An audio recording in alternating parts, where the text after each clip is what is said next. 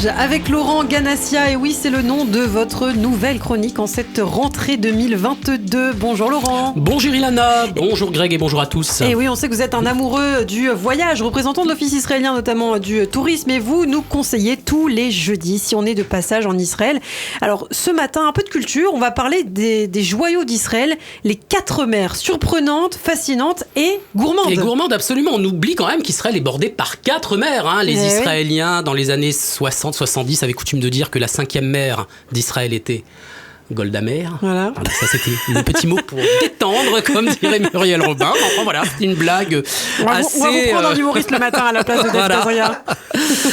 Alors, évidemment, des déserts, des vallées, des forêts, des centres urbains pittoresques, historiques ou futuristes. Et la mer tout autour en Israël, les rivages marins sont tout aussi accueillants que spectaculaires. Et donc, on va commencer par la fameuse mer Méditerranée. Exactement. Dans laquelle on aime tant se baigner. Tout à fait, absolument. La Yam HaTichon, comme on dit en hébreu. Alors, 14 km de côtes et de plages autour de Tel Aviv, et bien plus si on prend le nord et le sud, de vastes étendues blondes et ocres, turquoises et cristallines, d'Ashkelon à Rosh Hanikra, nautisme, loisirs, détente et sport, surf à Netanya ou Herzliya, plongée archéologique à Césarée, on l'oublie souvent, mais Césarée est un spot de plongée archéologique, ce qui est passionnant, avant un parcours de golf, puisqu'on peut jouer au golf, un golf de 18 trous vous attend à Tel Aviv et à Césarée, et à la nuit tombée, les meilleures tables gastronomiques des nouveaux et jeunes chefs israéliens qui vous attendent à Jaffa, la romantique, ou à Tel Aviv, haut lieu gastronomique reconnu et apprécié depuis une dizaine d'années. Vous-même, Ilana, je crois que sur Radio J, vous avez reçu plusieurs chefs israéliens. Bien sûr, Gilles Pudlowski, qui est notre chroniqueur du vendredi,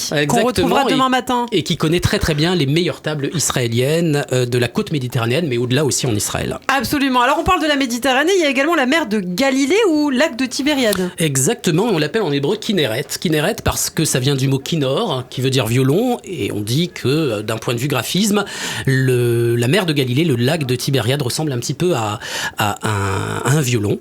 Alors c'est la sérénité, le bien-être, les sources d'eau chaude de l'époque romaine, tout est au rendez-vous. Il faut savoir quand même que le lac de Tibériade est le lac d'eau douce le plus bas de la surface du globe. Pour l'histoire, quelques illustres saints mentionnés dans les pages des textes sacrés reposent autour du lac, dans la quiétude de la Galilée, ainsi le tombeau de Rabbi Meir Balanès, le faiseur de miracles et qui fait l'objet de pèlerinages réguliers, ainsi que le tombeau du Rambam, acronyme du grand philosophe juif Maïmonide, né au XIIe siècle à Cordoue en Espagne et mort en Égypte, est enterré aujourd'hui à Tibériade. On y apprend, entre autres, qu'en 1913, à Tibériade, encore sous domination ottomane, la majorité de la population était juive, 2000 séfarades et 2000 ashkénazes. Ah oui. C'est un bel exemple de parité, bien sûr. Les pèlerins chrétiens affluent aussi en Galilée. Absolument, depuis des décennies et même avant la refondation de l'État d'Israël, les évangiles relatent que Jésus a marché sur le lac. Tout autour, la Galilée verdoyante et bucolique résonne encore des pages de l'Ancien et du Nouveau Testament. Si je vous parle de Nazareth, de Cana, Safed, Tabga, le Mont des Béatitudes, le Jourdain, un voyage dans le temps passionnant et salvateur avant de se régaler sur les rives du lac en dégustant le célèbre Saint-Pierre, le poisson du miracle de la multiplication. Il faut savoir également que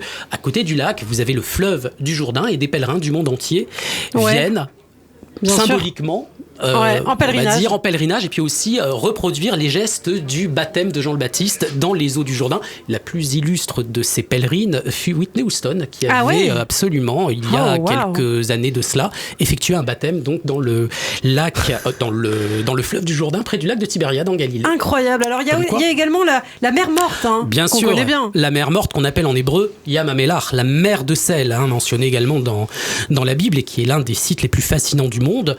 Un vrai spa naturel à ciel ouvert, reconnu pour ses vertus thérapeutiques, naturelles et miraculeuses, au cœur de la Judée. C'est du coup le point le plus bas de la surface du globe, moins 417 mètres sous le niveau de la mer Méditerranée. Alors bien sûr, Ilana, vous connaissez ce cliché où l'on voit un touriste qui flotte les pieds en éventail dans un panorama quasi lunaire, presque irréel, sans effectuer le moindre mouvement.